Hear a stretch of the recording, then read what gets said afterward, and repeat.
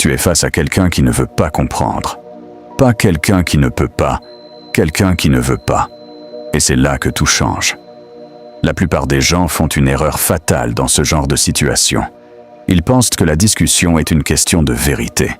Ils pensent que s'ils expliquent mieux, s'ils argumentent plus clairement, s'ils apportent plus de faits, l'autre finira par comprendre. Mais un idiot, dans le sens psychologique du terme, ne débat pas pour comprendre.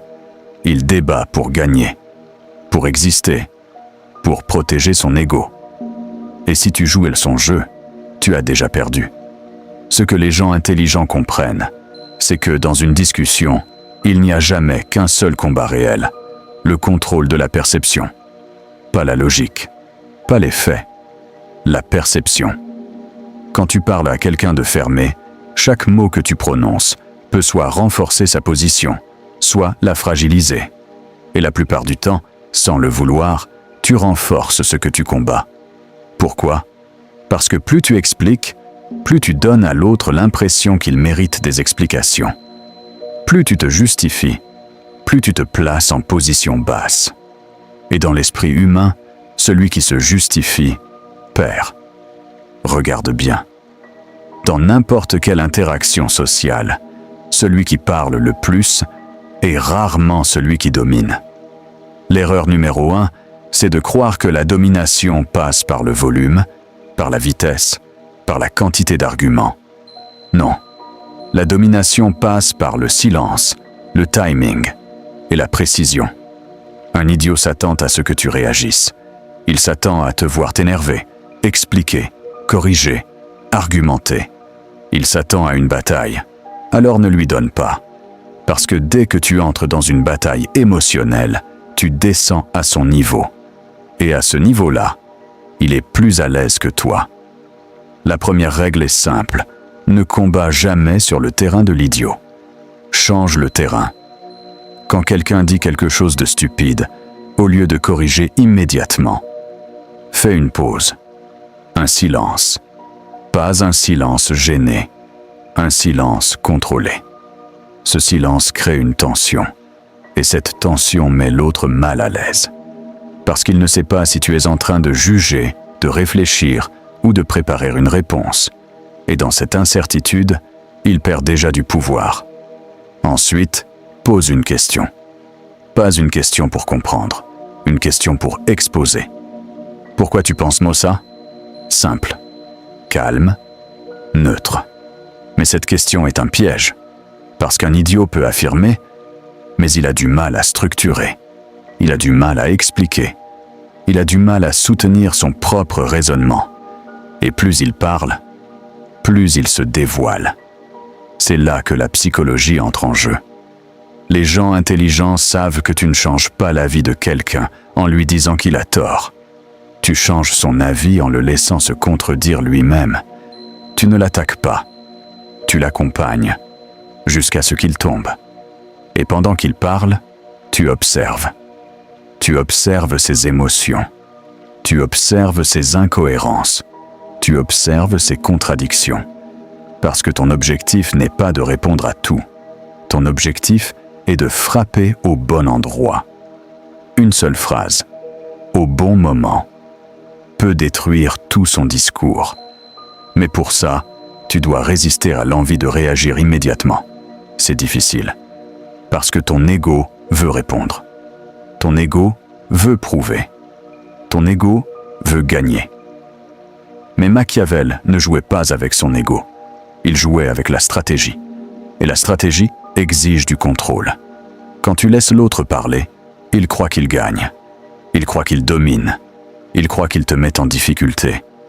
Mais en réalité, il s'expose. Et plus il s'expose, plus il devient vulnérable. Le moment clé, c'est quand il commence à se répéter, quand il commence à s'énerver, quand son discours devient émotionnel au lieu d'être rationnel. C'est là que tu interviens. Pas avec un long discours, avec une phrase courte, tranchante. Donc tu dis que, mais aussi que, c'est contradictoire, non ? Silence. Toujours ce silence après. Tu ne remplis pas le vide, tu le laisses gérer. Et dans ce vide, son cerveau commence à travailler contre lui. Parce qu'un idiot déteste le silence.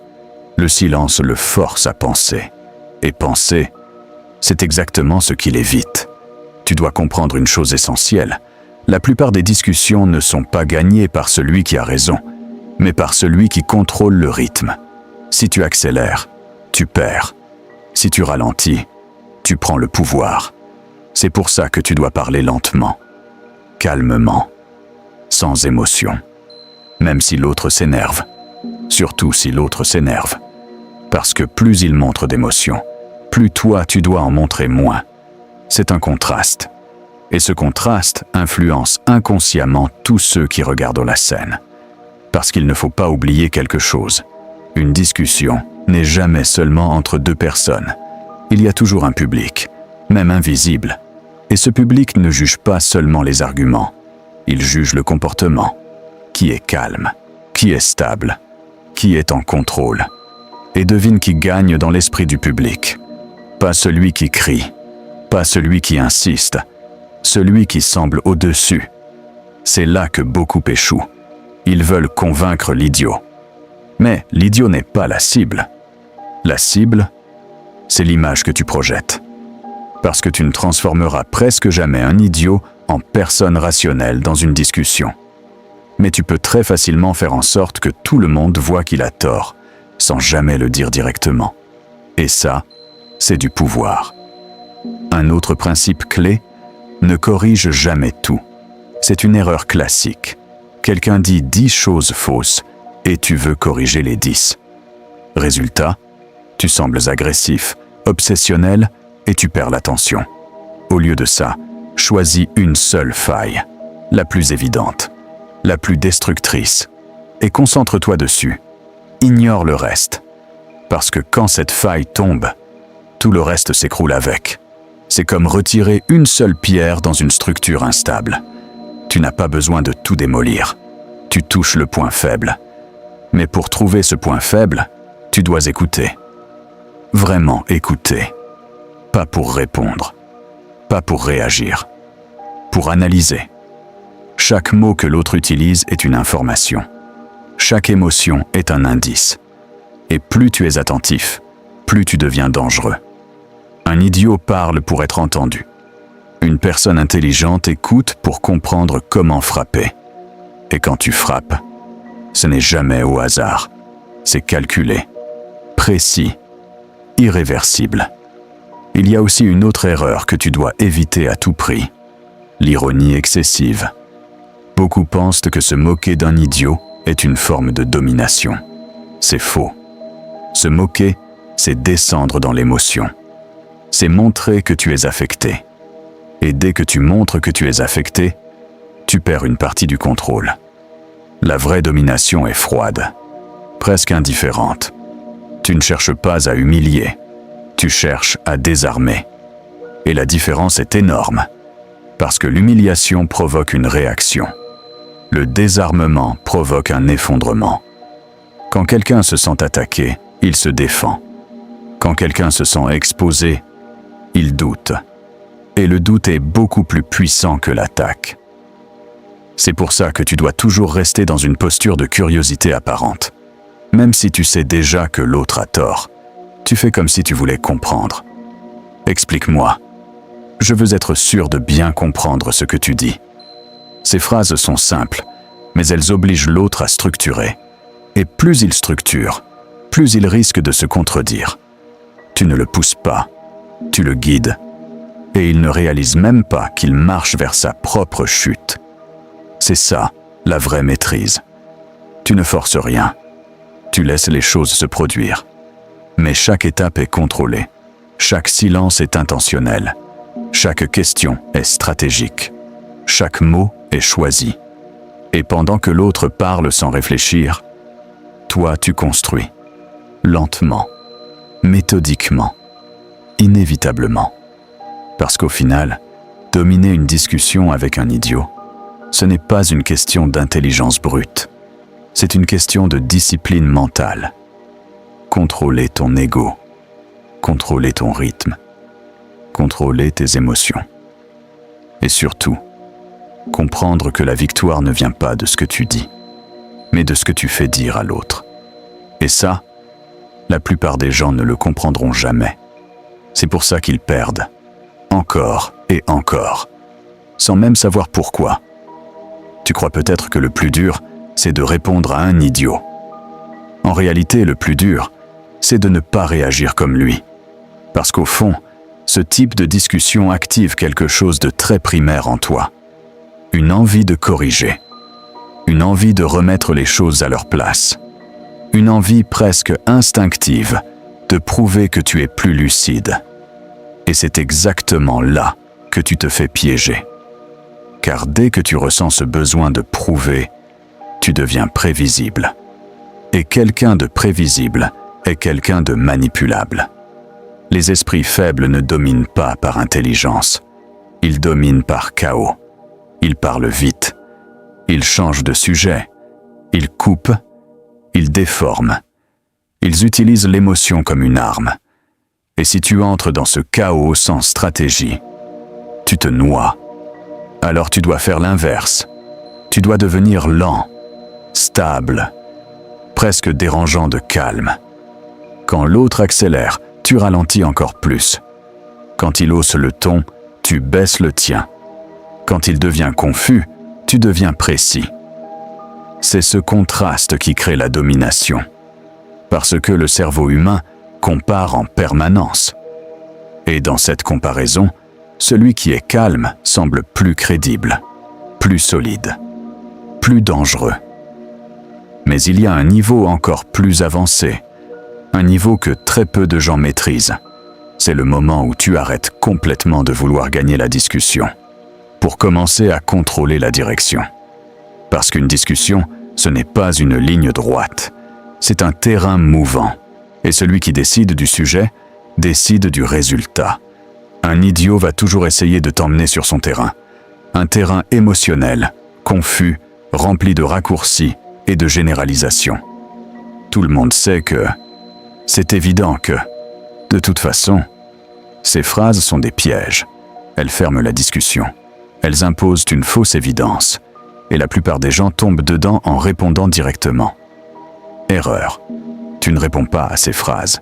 Tu les démontes. Tout le monde? Qui exactement? Silence. Encore ce silence. Parce que cette simple question force l'autre à passer d'un discours vague à quelque chose de concret. Et là, il perd son avantage. Un idiot est fort dans le flou. Mais, dans le précis, il s'effondre. C'est pour ça que tu dois toujours ramener la discussion vers quelque chose de mesurable, de clair, de structuré. Pas pour avoir raison, mais pour enlever à l'autre son terrain. Et plus tu enlèves son terrain, plus il devient agressif. Et c'est là que la majorité échoue. Parce qu'à ce moment précis, l'idiot change de stratégie. Il ne cherche plus à avoir raison. Il cherche à te déstabiliser. Il attaque ta personne. Il se moque. Il provoque. Et si tu réponds, tu perds tout le travail que tu as construit.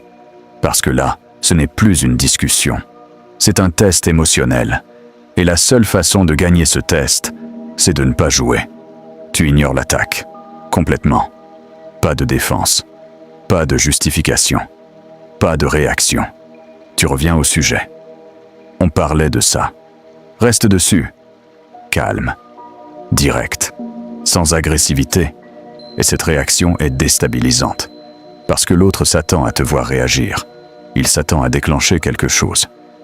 Mais il n'y a rien. Et ce rien est une arme.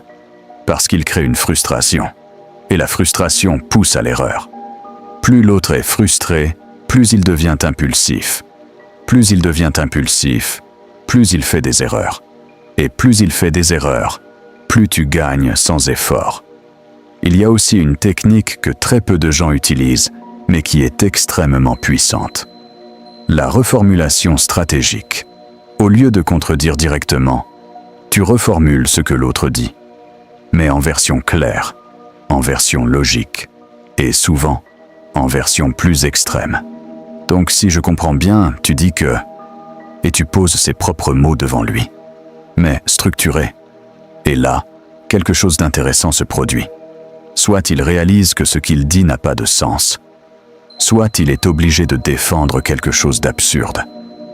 Dans les deux cas, tu gagnes, parce que tu ne combats pas, tu révèles, et révéler est toujours plus puissant que contredire. Un autre levier psychologique, la fatigue mentale. Un idiot peut tenir une discussion tant qu'elle est émotionnelle, tant qu'elle est rapide, tant qu'elle est superficielle. Mais dès que tu imposes de la structure, de la précision, de la cohérence, tu l'épuises. Parce que réfléchir demande de l'énergie. Et quelqu'un qui n'a pas l'habitude de réfléchir se fatigue très vite. C'est pour ça que tu dois poser des questions simples, mais exigeantes. Comment tu sais ça? Quelle est la source? C'est basé sur quoi? Pas pour obtenir une réponse, mais pour créer une pression cognitive. Et cette pression pousse l'autre à raccourcir, à simplifier, à fuir. Et dès qu'il fuit, tu le remarques. Tu ne réponds pas. Calme, toujours calme. Parce que cette phrase, simple, remet tout en place. Elle montre que tu es attentif. Elle montre que tu contrôles. Elle montre que tu ne laisses rien passer. Et ça, c'est intimidant. Mais il y a une vérité que tu dois accepter si tu veux vraiment maîtriser ce type de situation. Tu ne peux pas gagner toutes les discussions. Pas parce que tu n'es pas capable, mais parce que certaines personnes ne jouent pas pour comprendre, ni même pour dominer. Elles jouent pour exister. Et face à ce type de profil, la meilleure stratégie n'est pas de gagner, c'est de sortir. Oui, sortir, mais pas comme quelqu'un qui fuit, comme quelqu'un qui choisit. Je pense qu'on tourne en rond, on va s'arrêter là. Et tu pars, sans colère, sans frustration, sans besoin de dernier mot. Parce que le vrai pouvoir, c'est de ne pas être obligé de continuer. Et ce geste, simple, est souvent plus puissant que n'importe quel argument. Parce qu'il montre que tu n'es pas dépendant de la validation de l'autre. Tu n'as rien à prouver. Et quelqu'un qui n'a rien à prouver devient impossible à atteindre. C'est ça, au fond, la leçon la plus importante. Dominer une discussion avec un idiot, ce n'est pas le battre, ce n'est pas le ridiculiser, ce n'est même pas le convaincre, c'est rester maître de toi-même, peu importe ce qu'il fait. Parce que la vraie domination ne se voit pas dans le résultat immédiat. Elle se voit dans le contrôle de tes mots, contrôle de ton rythme, contrôle de tes émotions, et surtout, contrôle de ton silence. Car au final, celui qui parle le moins, mais le mieux, celui qui réagit le moins, mais au bon moment, celui qui ne cherche pas à gagner, mais qui ne peut pas perdre, c'est lui que personne n'oublie. Et c'est lui que personne ne peut manipuler.